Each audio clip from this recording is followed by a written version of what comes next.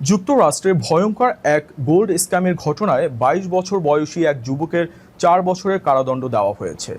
রোশান শাহ নামের ওই ব্যক্তি দেশজুড়ে ১৫ জন ভুক্তভোগীর কাছ থেকে প্রায় $৩৭ লাখ সোনা সংগ্রহের সঙ্গে জড়িত ছিলেন বলে জানিয়েছে প্রসিকিউশন।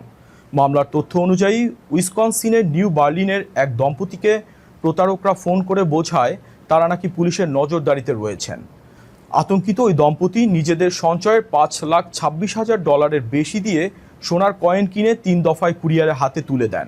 চতুর্থবার আরও প্রায় $১,৮৬,০০০ সোনা দেওয়ার প্রস্তুতি নিচ্ছিলেন তারা। ঠিক তখনই টেলিভিশনে একই ধরনের গোল্ড স্ক্যাম নিয়ে একটি প্রতিবেদন দেখে তাদের সন্দেহ হয়। এরপর তারা পুলিশের কাছে অভিযোগ করেন। পুলিশ তখন ফাঁদ পাতে সোনার বদলে প্যাকেটে পাথর রেখে অপেক্ষা করা হয়। শাহ প্যাকেট নিতে এলে তাকে গ্রেপ্তার করা হয়।